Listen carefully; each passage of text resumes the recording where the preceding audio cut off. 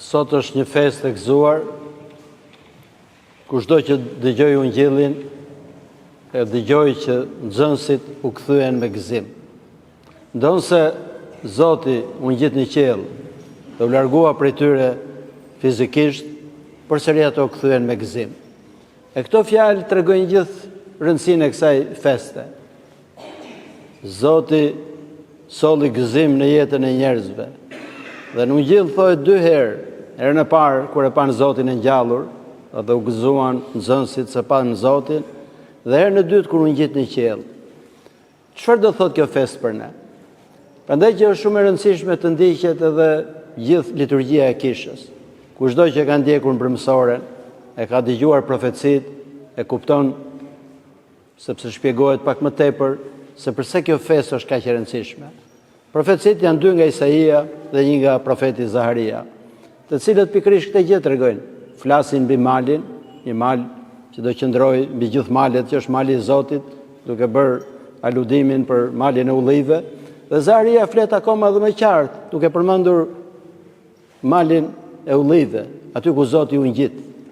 Dhe flitet të këto 2 profeci nga 2 profetët për përgatitjen që ka bërë Zoti, për hapjen e derës, një derë në cilën do lidhej përsëri toka me qiellin, dhe Zoti u ngjit në qiell së bashku me trupin e tij, trupin e lavdëruar, që do të thotë natyra jon njerëzore u restaurua përsëri.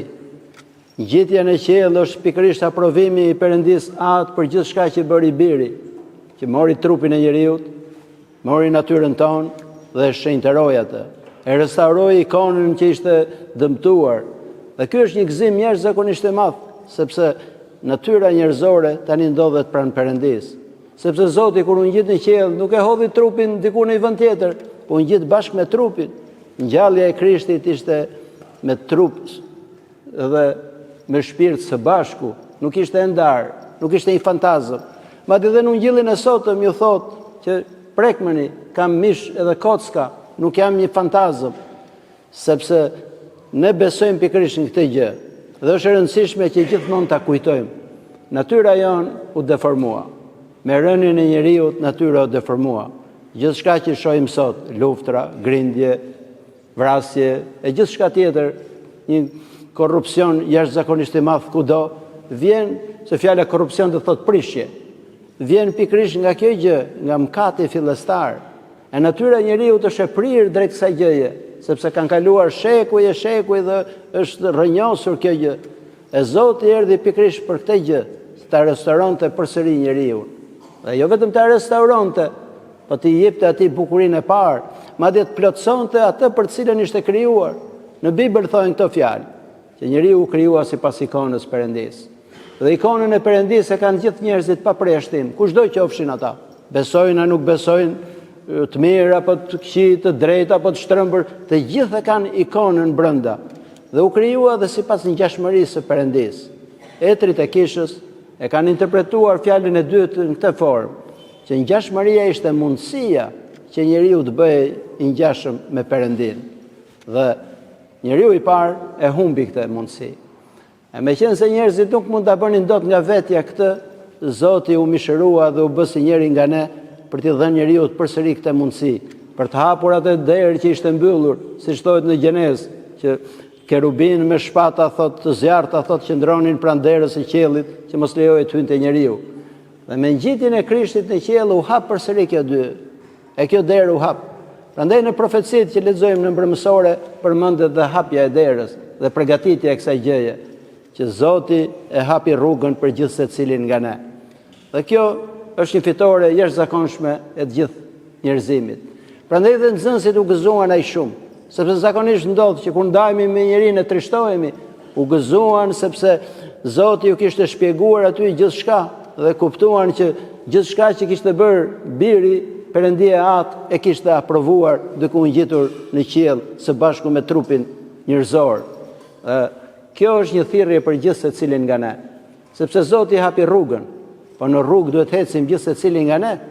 Nuk bëhet nga një deri tjetër, vetëm në shpëtimin nuk mund bëhet shpëtimi nga njëri tjetër për gjithë secilin nga ne. Ne kemi një përgjegjësi, kemi një ndërgjegje, kemi një mendje. Edhe nëse kuptojmë që Zoti e ka hapur rrugën drejt qiellit, dhe qielli nuk është thjesht diçka në fizike, diku në qiellin që shohim në me sy. Qielli është një gjendje e thellë shpirtërore. Çdo njeri që krijon një pastërti të madhe në shpirt, fillon dhe ndjen praninë e Perëndis tek ai. E prania e Perëndis, ky është qielli. Dhe Zoti ka premtuar pikërisht këtë gjë, që gjithë secili nga ne ka mundësinë për të bërë ngjashëm me Perëndin. Shën Athanasi i Madh shkruan këtë fjalë: Perëndia u bë njeri që njerëzit të bëhen perëndira. Ne nuk bëhemi perëndi nga natyra, bëhemi perëndi nëpërmjet hirit që jep Zoti.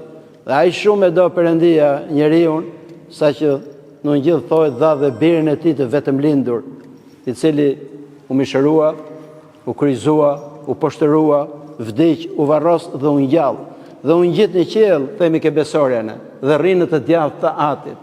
Në djathtë të Atit nuk kuptohet sepse në botën tjetër nuk ka dimensione siç jemi ne sot kufizuar, majtas, djathtas, lart, poshtë.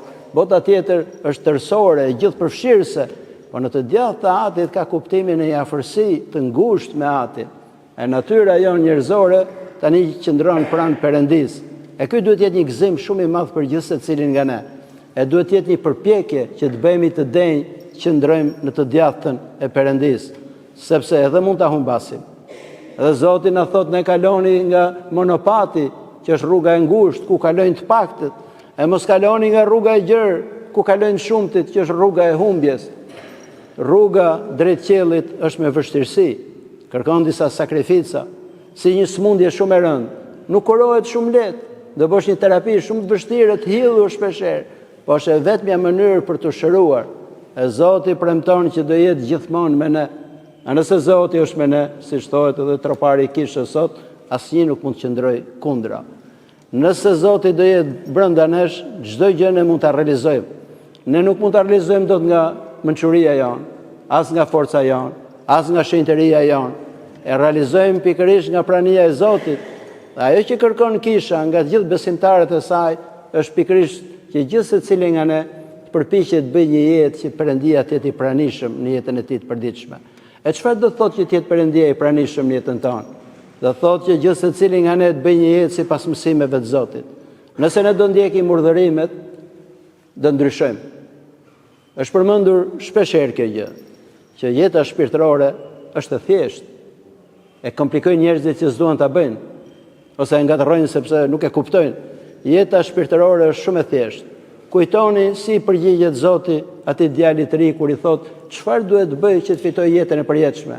I thot shumë thjesht, ndjeq urdhërimet. Do thot mbaj urdhërimet. Nëse ne do ruajmë gjithë porositë e Zotit, kjo është rruga drejt shenjtërimit.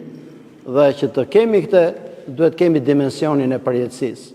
Për fatin tonë të keq, njerëzit nuk mendojnë rreth përjetësisë. Gjithë përqendrimi është përqendruar në këtë jetë, në këtë botë. Prandaj edhe nuk kënaqen me shumë gjëra. Bëjnë një shtëpi, shtëpinë e dytë, shtëpinë e tretë, mbledhin shumë gjëra, e në fund gjitha do i lënë. Nuk fokusohen tek qielli, e nuk fokusohen tek dimensioni hyjnor që ka njeriu. Nëse ne do kemi shpresë në përjetësinë, jeta jonë do ndryshojë. Pa shpresën në përjetësinë, çdo jetë do shkatërrohet. E përmend vazhdimisht një thënie Dostojevskit, që i dërgon një letër miku tij Mikaev e i thot të fjalë: shkatërroj njerëzve shpresën tek përjetësia, edhe jeta e tyre do thahet. E shikoni jetën sot, është tharë. Gjithë njerëzit pothuajse të vetmuar, sherrë me njëri tjetrin, grindje, nuk ka gëzim, sepse nuk mund të ketë gëzim nëse nuk do të jetë i pranishëm Zoti. Në i varg të Isaias, profetit Isaia, përmendet kjo. Thotë që nuk ka gëzim për të paudhët. Atje ku nuk është Zoti, nuk ka gëzim. Gëzimi vjen gjithmonë atje ku është Perëndia. Prandaj le të mundohemi që Perëndia të qëndrojë në jetën tonë, që ta mbushë jetën tonë gjithë gëzim e dritë. Amin.